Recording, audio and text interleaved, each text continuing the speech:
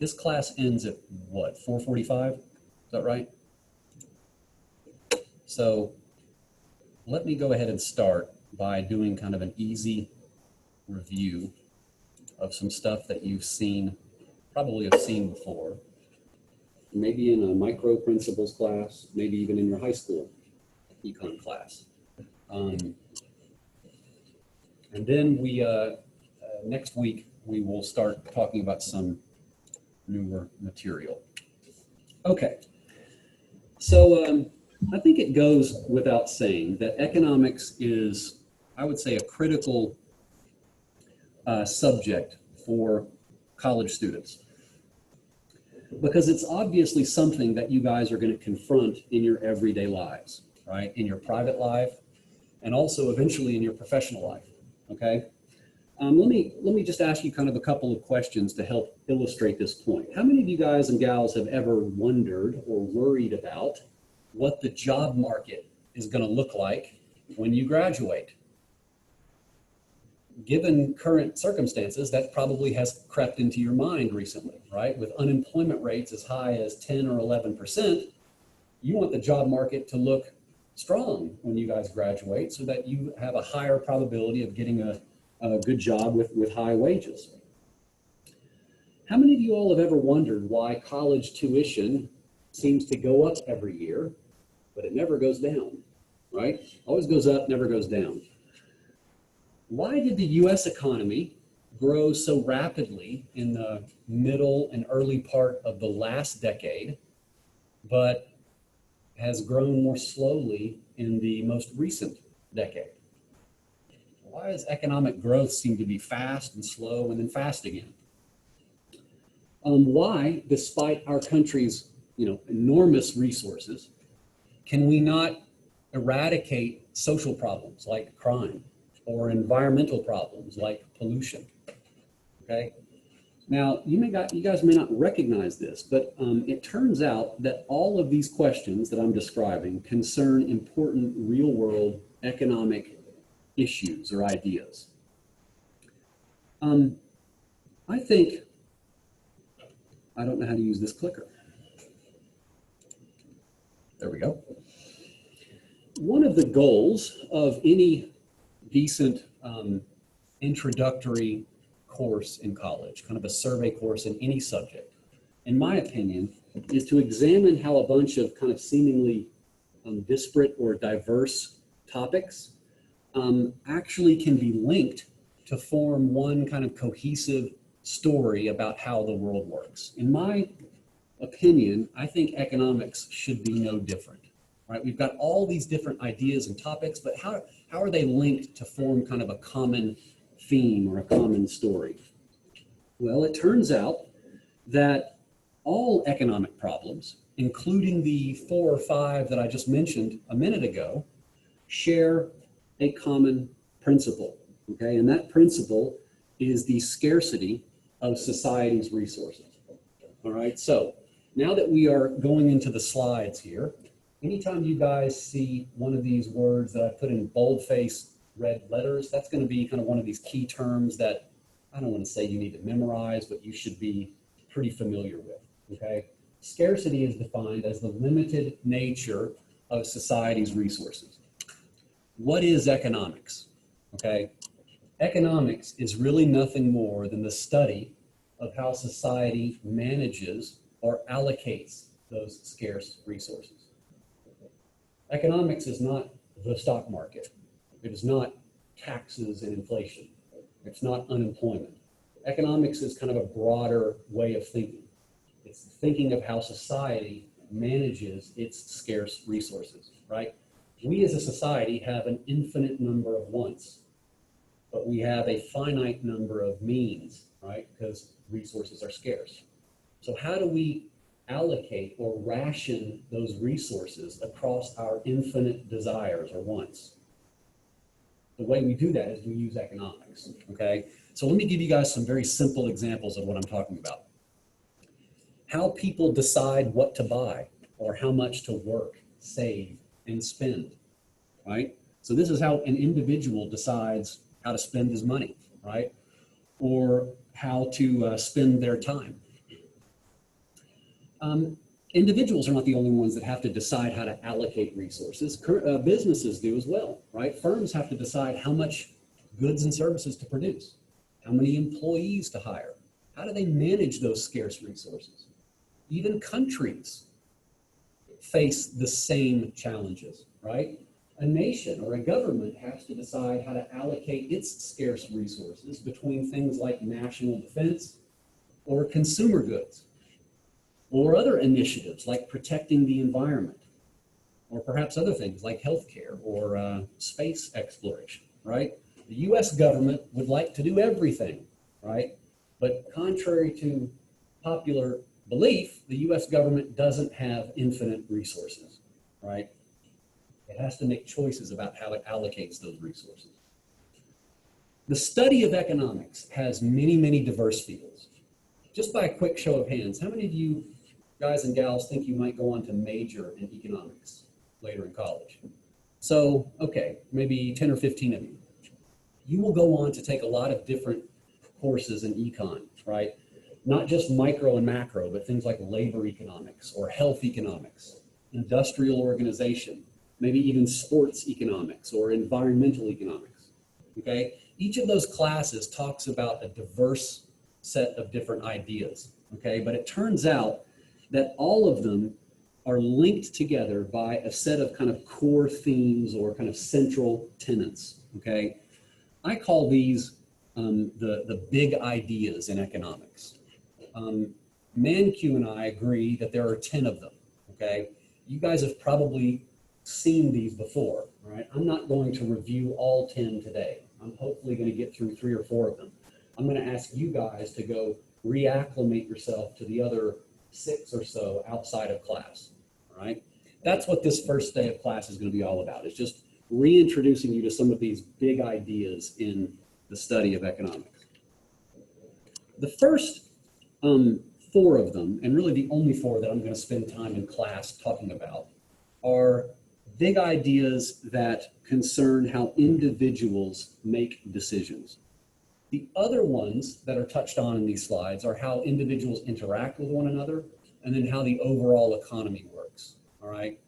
Let's review some of the most important ones about how individuals actually make decisions.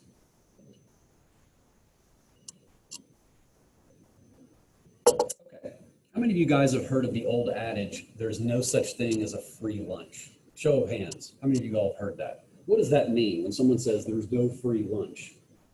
They don't mean, they're not talking about a lunch literally, are they?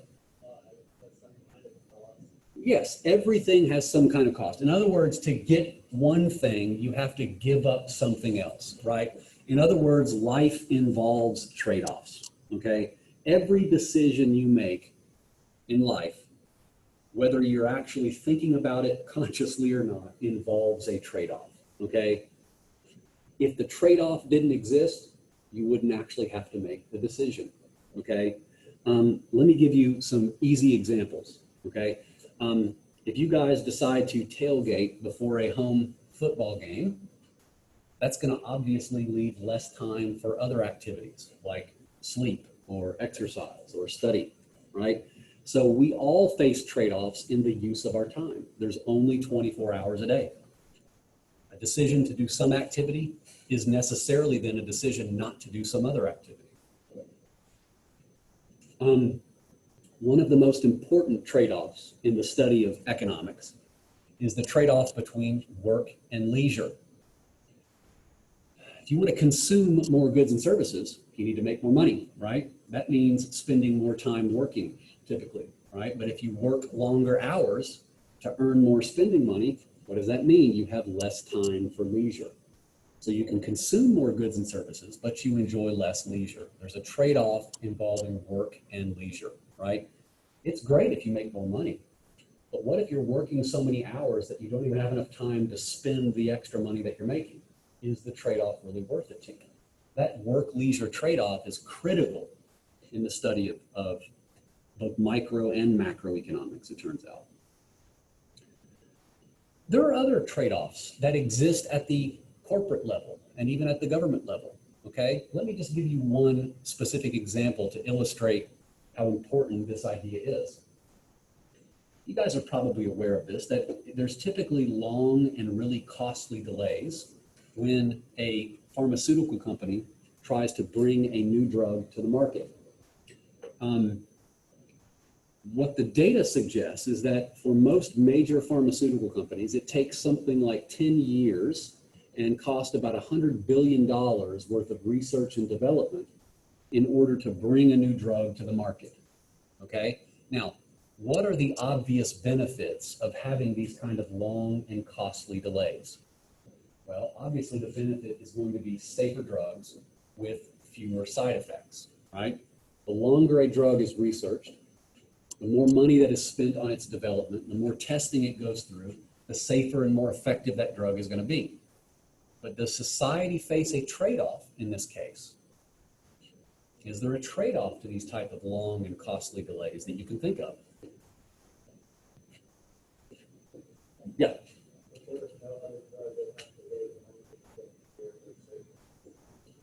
Say that again.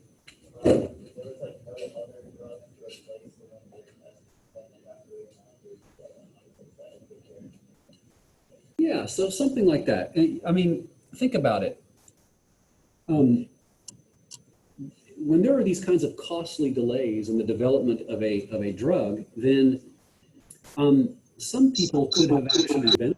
Maybe a lot of people could have actually benefited had that drug become available more quickly, right? So it is certainly true that you can die or be injured by taking a drug that is not 100% safe if it has some horrible side effect. But you can also die or be harmed by not having access to a drug that was safe in the first place, right? So there are real trade-offs here in this industry, right? So this gives a kind of a clear economic rationale why it would not be a good policy for the US government, for example, to ensure that every drug that is sold in the private market is 100% safe. If our FDA required every drug to be 100% safe with no side effects, how many medicines do you think would actually be available?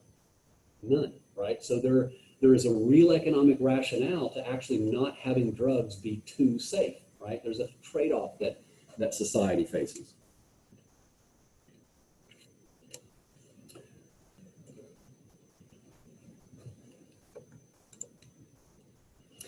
Okay, so society as a whole faces a trade-off of a particular type that I want to emphasize here for a few minutes, okay?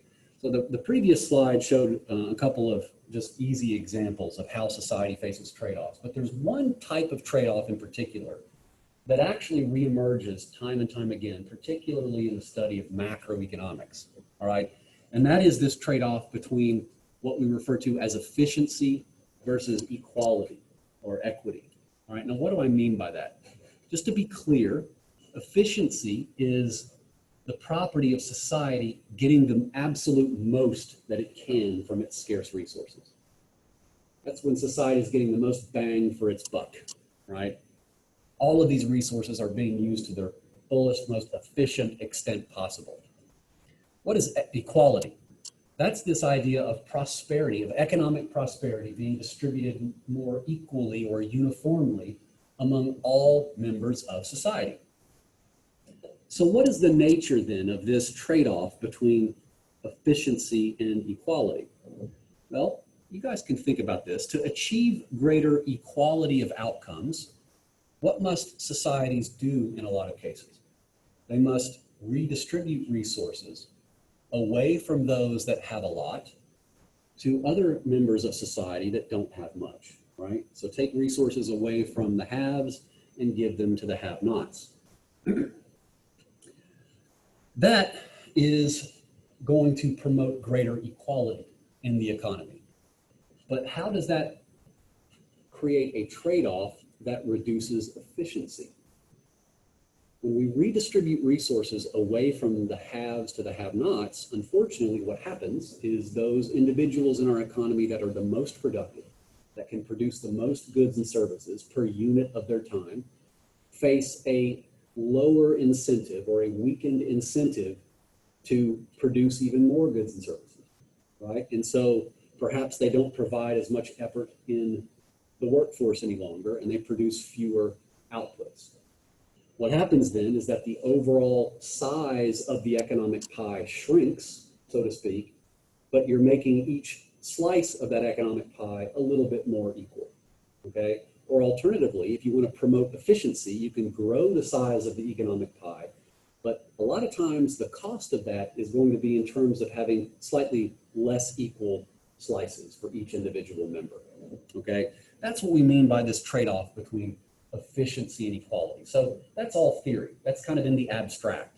Can you guys think of any specific government programs or perhaps institutions that illustrate this efficiency equality trade-off? What might fit this concept really well, in your opinion?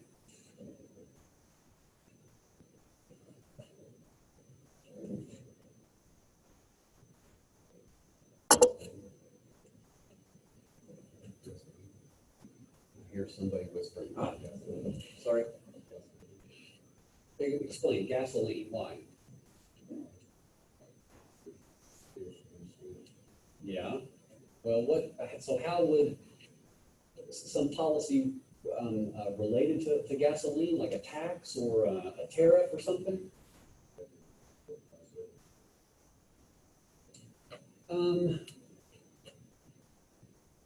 Yeah, but maybe, can anybody think of a different maybe government program that more clearly shows how resources might be redistributed from one group of people to another? Could be related to taxes. Yep.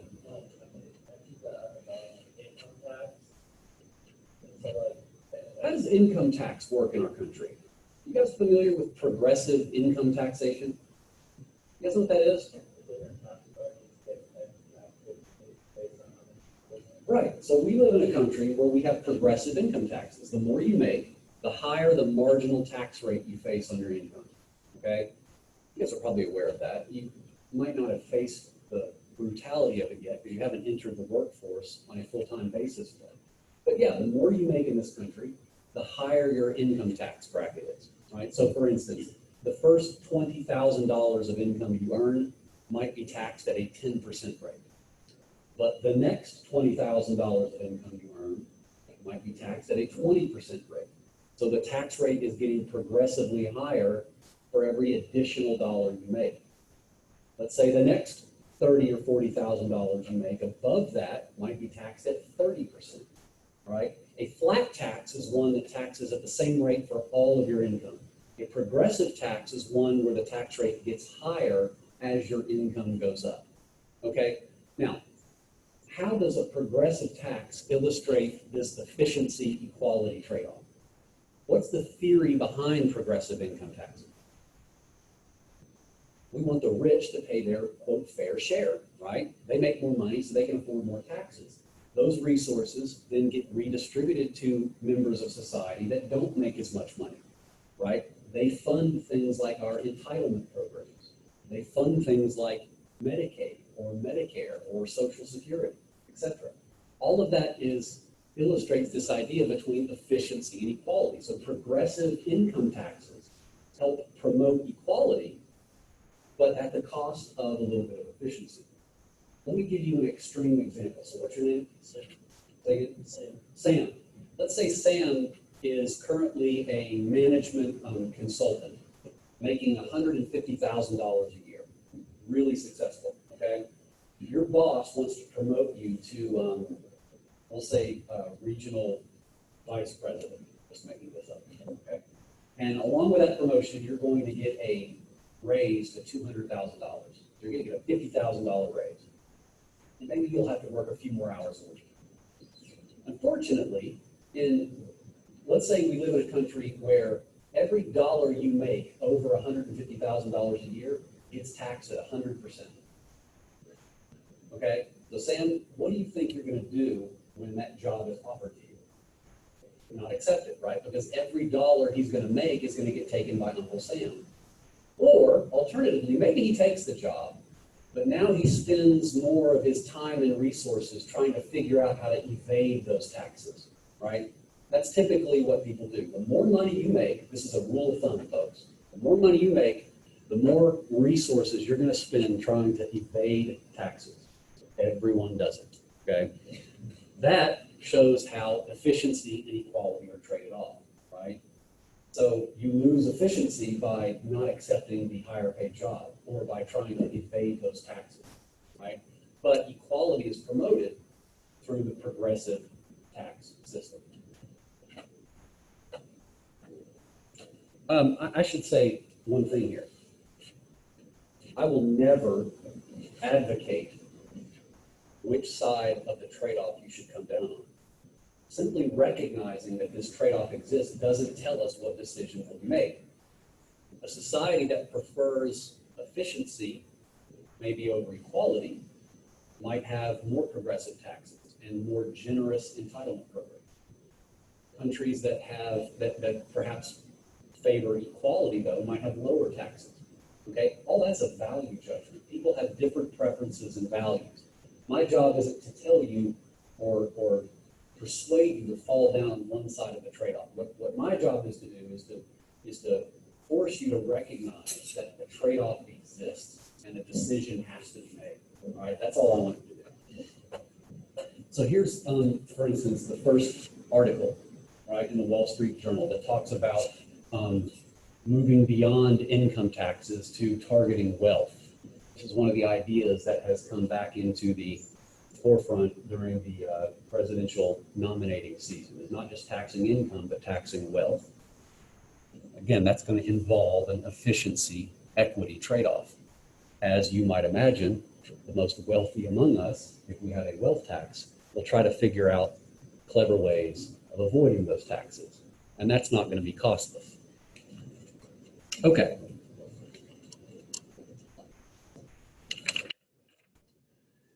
Any questions so far? All of this is pretty straightforward. If something's confusing, raise your hand along the way. Making decisions in life, of course, requires choosing which side of the trade-off you want to come down on, right? And that involves weighing the true costs and benefits of every action that you take, all right? This idea, I think, is perhaps best illustrated with an example, and I've picked one out that should be really near and dear to your hearts. And that is, what are the costs associated with going to college? Let's say just one extra year. Well, we all know what the benefits of going to college are, right? Presumably you're going to graduate with your economics or your finance degree or your engineering degree, and you're going to go on to a career that is going to pay well and you're going to have higher lifetime earnings. But there's a cost associated with that, right? What are the costs of going to college? And you guys, you can just shout them out, list them for me. What are the most obvious costs of going to college for one extra year? Tuition, right? There's no free colleges, right? You got to pay tuition. What else?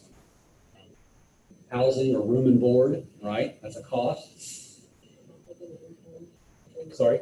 Not making as much income. That's an important one, right? So one of the costs of going to college is, what's your name? Net.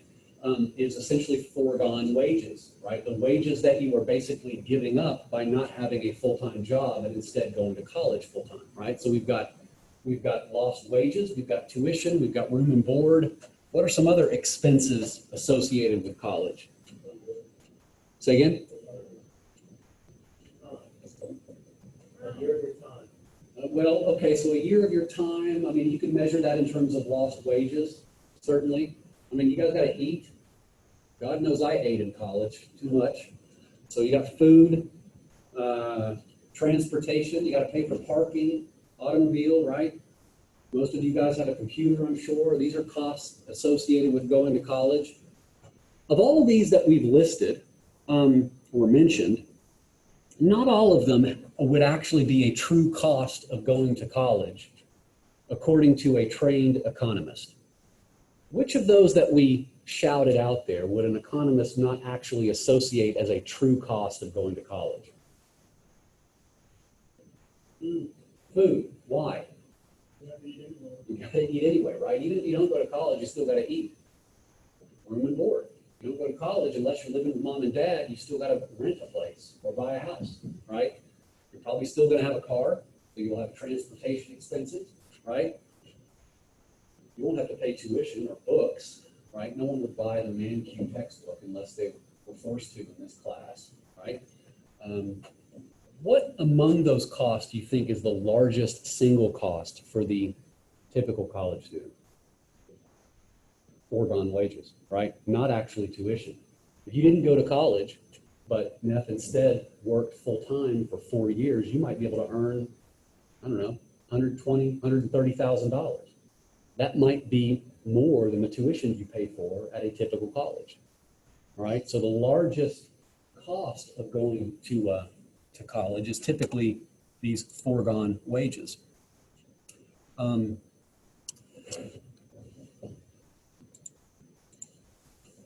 Economists refer to this true cost of an activity as the opportunity cost, right? You guys have heard of this term before. This is the opportunity cost of any item is whatever must actually be given up to obtain it. So those costs of going to college that we listed, not all of them represented a true opportunity cost. Only some of them did. The ones that didn't would have to be purchased regardless if you went to college. So this concept of opportunity cost tells us a lot about why, for instance, star athletes sometimes leave college early to enter the professional ranks, right? Take Tua, or who was the wide receiver last year? Jerry Jeudy. They leave, so they left college before their senior year to go to the pros, right? Now, someone who doesn't know a thing about economics might say, well, why would they do that? They had full scholarships. They didn't have to pay for room and board. I'm sure the food was paid for. The books were all paid for. You know, they were kings on campus. They could go to college for free. How is that wrong? How is that wildly wrong? Jerry Jeudy cannot go to college for free. In fact, I would submit that it would be a lot more expensive for him to go to college his senior year than it would be for anybody else in this room. Yes, and why? I saw a hand up there somewhere. Yeah. Exactly. The opportunity cost is extremely high for him because he gives up millions of dollars in NFL salary and endorsement fees, right? So applying this concept of the opportunity cost tells us why sometimes these really star collegiate athletes go to the pros before they graduate, or why some of them may even elect not to go to college at all.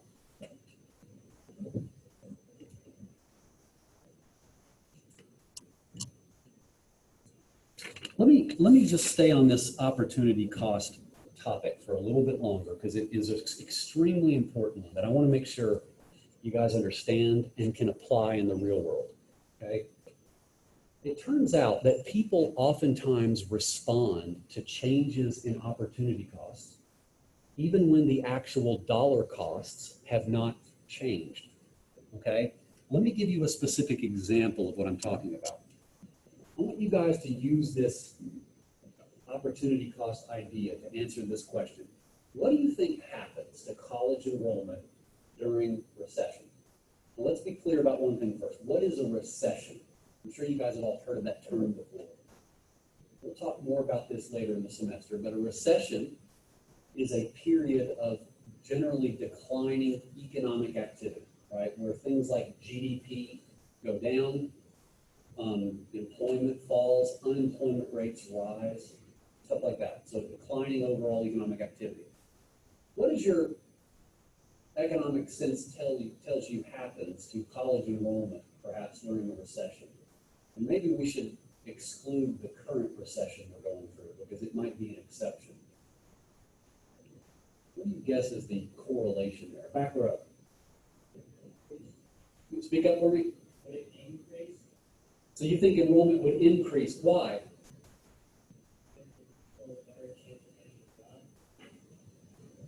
Well, yeah, I mean, if you have a college degree, that would give you a better chance of getting a job, but that might be true at any point, even during expansions versus recessions. Why during a recession would you more likely would we see college enrollments actually going up relative to whatever its trend is? Say again? Yeah, so the general sense I'm getting here is that during a recession, people's outside job opportunities become more bleak, right? If wages are falling and hiring rates are going down, if you don't go to college, your outside job opportunities are worsening. And so in that sense, the opportunity cost of actually going to college goes down. So even though tuition hasn't changed, going to college is actually cheaper, okay, in real terms. Well, what does the data say? So here's the first graph that I'm going to show you guys this semester. I want you to get used to looking at pictures like these. We're going to talk a lot about different macroeconomic ideas, but I don't want you guys to believe any of them at face value, all right? We're always going to try to confront the theory with what's in the data, okay? And so what we have here is what's called a time series plot. It shows two economic variables graphed over time from 1970 through, the data goes up here to about 2018. The red line is the unemployment rate. And you see that it has fluctuated historically between about 5 and 10%. With more data, this red line would be spiking right now, okay? The blue line is the college enrollment rates.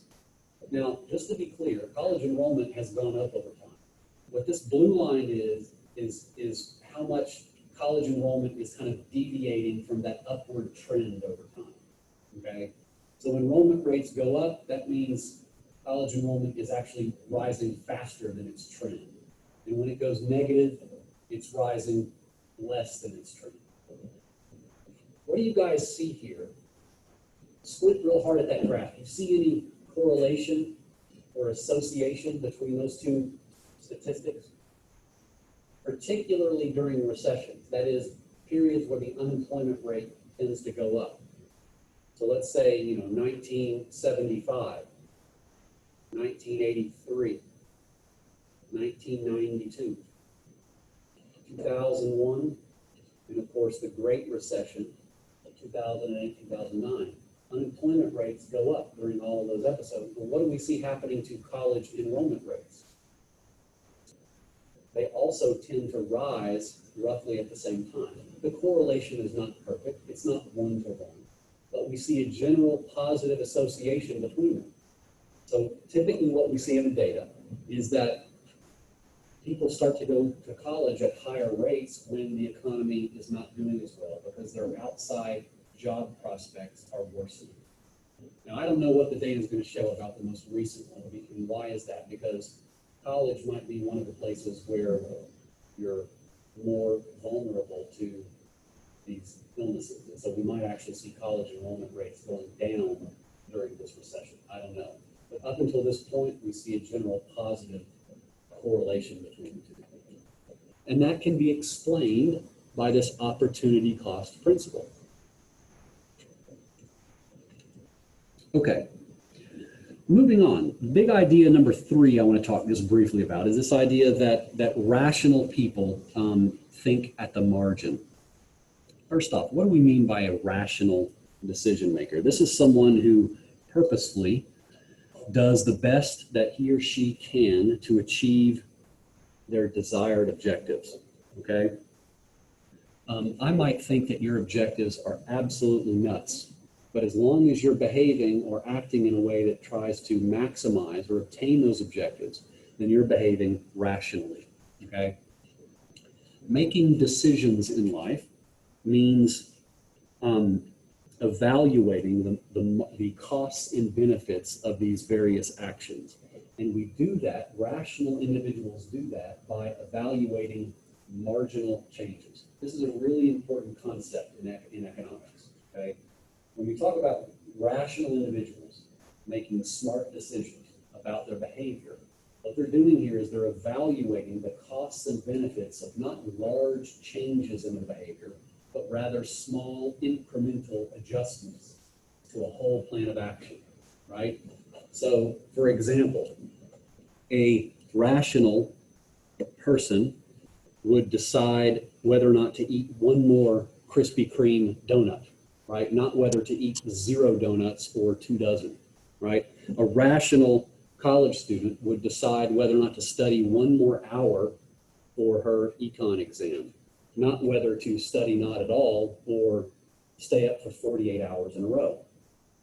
Right? A rational college student tries to decide whether or not he or she should drink one more shot of tequila, right? Not whether to abstain from alcohol completely or just get completely drunk every single night. Right? That's what a rational person would do, is change their plan of action based on these kind of small incremental adjustments. Question? No. Here's a totally absurd, extreme example of why marginal thinking is important. What do you guys think would happen if our government changed the laws so that if you got caught for a speeding violation, you would be executed? So no fine, no jail time, you immediately get lethal injection. What do you think would happen in that case? Well, let's go through an example here. Sam, let's say you're driving into college. I'm going to pick on you because I remember your name. Okay, you're driving into work or to go to your class, and you're late, and you look up in the rearview mirror and you see the blue lights flashing. You know what's happened. You've gone through this zone where there's a 30 mile an hour speed limit at 50 miles an hour. If you know that the penalty for speeding is execution, I know this is an absurd example. How is that going to affect your decision? What do you think you're going to do at that moment? Probably not pull over.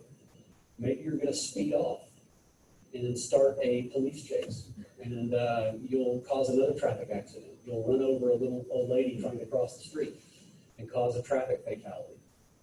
Perhaps you'll reach into your console and pull out your 9mm and shoot the police officer as he approaches your car, right? The whole point of this is that more severe crimes like a traffic fatality, manslaughter, or murdering a police officer, the marginal penalty for those crimes goes to zero when we make lesser crimes, when we assign to lesser crimes the maximum possible penalty, right? We have a principle in our legal system where we want the crime to, we want the punishment to fit the crime, right? And the reason why we have that is we want the marginal penalty for even more severe crimes to try to discourage those crimes, right? So whereas we would probably have less speeding violations, we might have more traffic fatalities, we might have more police murders, etc. Okay? Now, I know that's an extreme, totally absurd example, but it illustrates the idea that when we're designing smart policies, we want to think at the margin, right? Let the punishment actually fit the crime.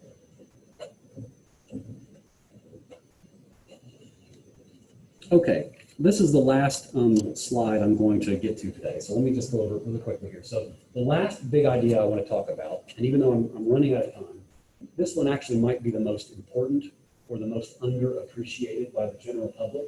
And that's this idea that incentives matter. They matter a lot, okay? Now, what is an incentive? This is something that induces a person to act. In other words, it's the prospect of a reward or a punishment. That is, a punishment is a marginal cost. A reward is a marginal benefit, okay? Now, we know from the last slide that rational people always think at the margin. They make decisions by weighing marginal costs and marginal benefits, okay? What this implies then is if the incentives that we face suddenly change, it's not going to be surprising that people's behavior will change as a result of that, okay? So incentives matter a lot in the design of appropriate policies. When policymakers are trying to encourage a certain type of behavior, they need to think about how the laws they pass affect the incentives that people are going to face, right? Let me give you guys an interesting historical example to illustrate the power of economic incentives. So for those of you who remember your world history classes, you might recall that during the 1700s, the British would hire sea captains to transport convicted felons to what is today the country of Australia, right? It was originally essentially a penal colony for the British Empire. You can imagine that the conditions aboard these ships were absolutely monstrous, okay? It is not uncommon, the records show that it is not uncommon for up to a third of the convicts to die en route to what is today Australia from things like scurvy or typhoid fever, starvation, sometimes just drowning, okay? Now, of course, the British public did not have any great love for these criminals. They had been tried and convicted, but yet they didn't want to give them a death sentence either. Editorials were written, clergy begged for better treatment of these folks. There was even laws passed mandating better treatment aboard the ships, but nothing seemed to work, all right? There's a quote that was allegedly attributed to one of the sea captains at the time that summed up the sentiment pretty well, saying, "Let them die and be damned, their owners have already been paid." So what's the problem there? Well, fortunately, there was a smart, enterprising economist at the time who came up with a brilliant yet simple plan to dramatically increase the survival rate of these convicts to Australia. What do you think that is? Exactly. For the longest time, the sea captains were getting paid by the number of bodies that boarded the ship, not the number of bodies that exited the ship. They changed the law, and immediately the survival rate shot up to like 99%. So in that case, economics outweighed any law or any type of sentiment that was being expressed by the general public, okay? Here, incentives matter, right? As soon as the law changed, that changed the incentives that these sea captains faced, and their behavior changed dramatically. I say this because I'm not going to test you on world history. I say this because policymakers oftentimes, far too often in my opinion, fail to consider how the laws they pass affect people's incentives. And it results in something called the law of unintended consequences. I know you guys have all heard of this. Policymakers want to compel citizens to behave in some certain way. And so they pass laws to try to achieve that objective. Unfortunately, in a lot of situations, it changes the incentives we face. And so we change our behavior and outcomes end up being worse than what policymakers had intended in the first place. That's the law of unintended consequences. This article right here is a great example of the law of unintended consequences. It's called "Parents Are Giving Up Custody of Their Kids to Get Need-Based College Financial Aid." I hope none of you in here fit that description, but it's actually happening that more and more college kids, adult children that are coming from wealthy families, in order to access needs-based financial aid, are giving up custody of these children instead of having to pay for all of the college tuition themselves, okay? That is an unintended consequence of providing grants and scholarships and loans to students on a needs basis. If they just did it across the board to everyone, that kind of behavior probably wouldn't arise. But of course, there are also other very good reasons why we want to offer financial aid on a needs basis. My point is that it just nicely illustrates this law of unintended consequences. I'd encourage you to read this, okay, because it illustrates nicely what's going on here. Okay, that's all I have today. Folks, let me just make one quick announcement. I know I'm 1 minute over. The second topic of the semester, called Thinking Like an Economist, I'm not going to talk about it in class. I want you guys to review that stuff on your own. At the start of class on Monday, I'm going to give you a very short, easy 10-question quiz on that material. Based on how you do on that quiz, I'll add some extra credit points to your first midterm. So we will be moving directly into the next topic, which is the benefits of the free exchange, free trade system. Okay? See you guys next week.